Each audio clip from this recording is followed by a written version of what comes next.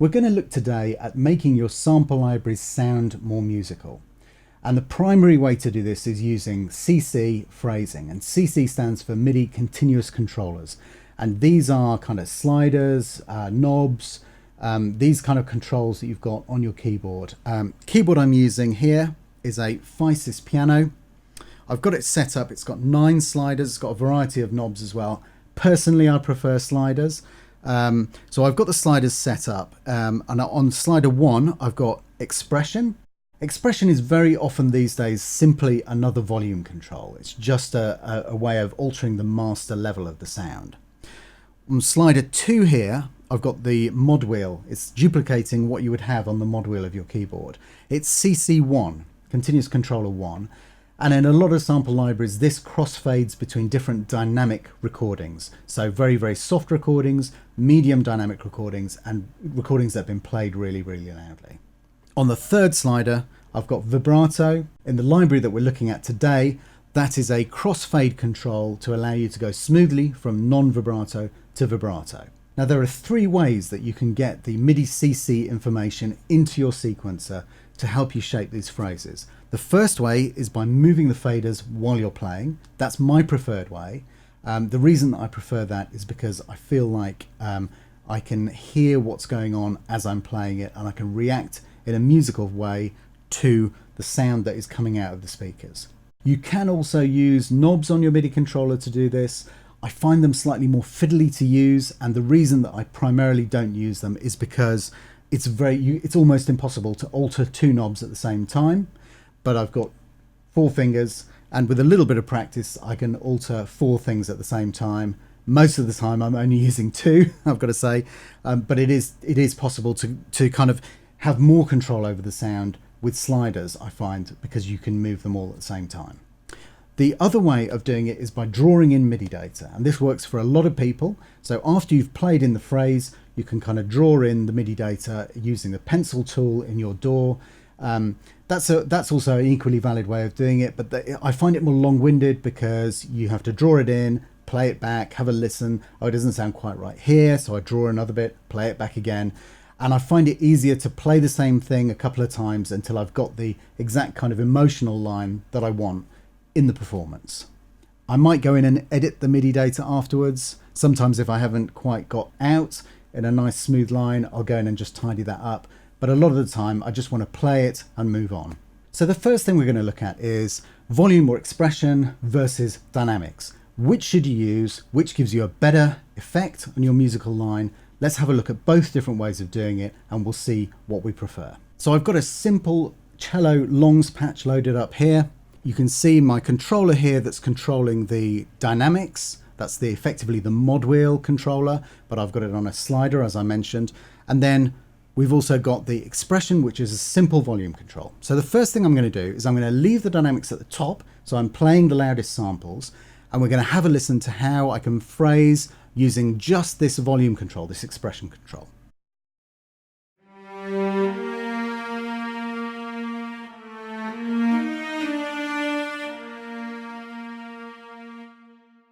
So you can hear it sounds quite nice. We've got a kind of swell and a kind of falling away.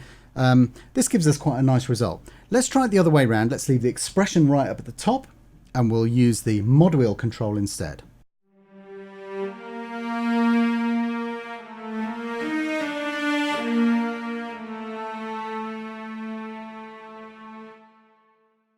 So that's different. The difference you can hear there is we're hearing the samples that are more quietly played by the instrumentalists. We can use both controls to get an even more nuanced performance. Let's see what that sounds like.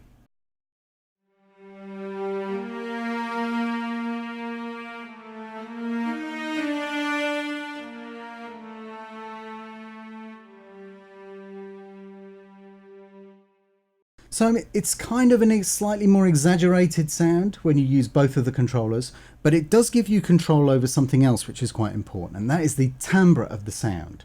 In other words, if we want to have a really soft sound, so we're going for this kind of very, very quiet or pianissimo layer,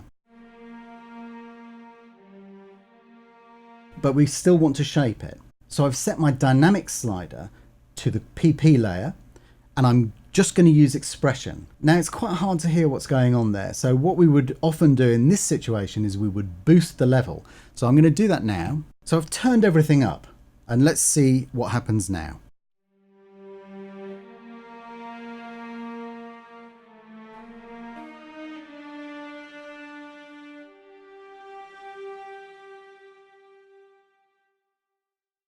So we're able to still get a kind of musical phrasing within that passage, but using only one set of samples, only the very quietest samples. We can kind of invert what we'd usually do. We can start with the quiet samples, with the expression or the volume control right at the top. And then as we bring in the louder samples, we can pull the expression down. Have a listen to what that sounds like.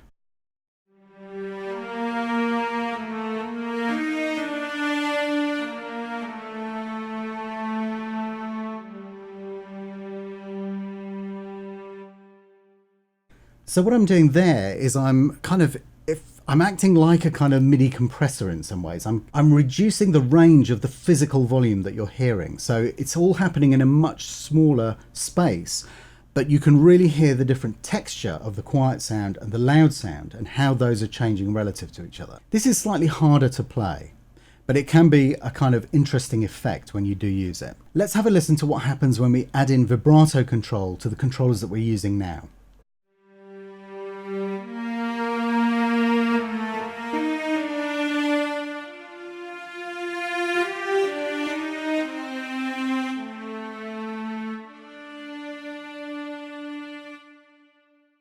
So typically you'll see that my vibrato control is kind of tracking the dynamic control.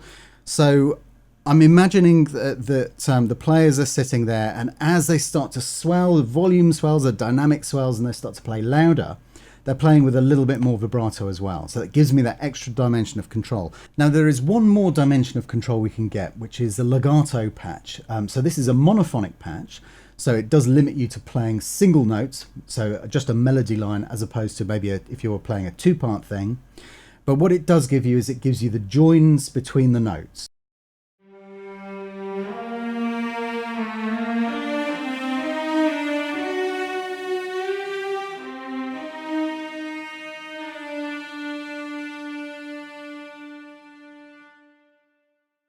And as you can hear there, I'm also using the vibrato there to give me a control over the kind of emotional intensity of what I'm actually playing. So the final piece of the jigsaw for me is how do you go into a phrase and how do you come out of a phrase? And this is also something that can make your musical phrases sound unmusical when played on sample libraries. The initial thing that you hear when an instrument starts playing, which we call the attack of the note, is incredibly important to helping you work out what that instrument is. And taking those attacks off can often make things sound incredibly synthy. So when you come into the note, even if you want to creep into a musical phrase, you still need to be loud enough in terms of physical volume of what you're playing that you can hear the attack of the instrument. And I'll give you an example now. So that kind of sounds okay. But what if we can hear the actual attack at the start of the sample? If I turn the expression up,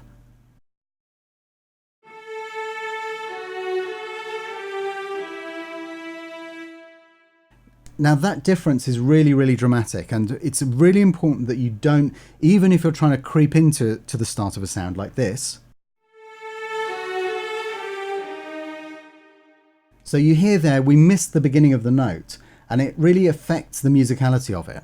What happens if we just give it a tiny bump and then pull it down really quickly as we play?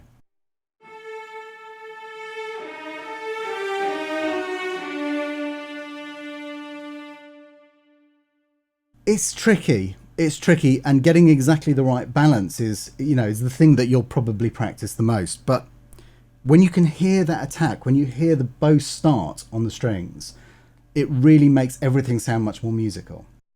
So how do we get out of a musical phrase? Well, if you just do this,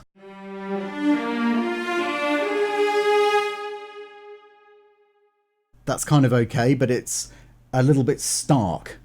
A lot of the time, one characteristic sound of string playing is that as you're on the last note, you slow down the bow, and so the intensity and the volume produced by the instrument drops. And that might sound kind of like this.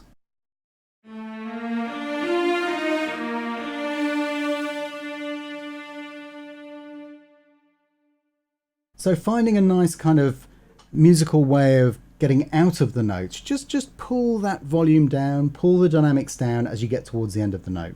Don't do it too early because it kind of sound a bit fake.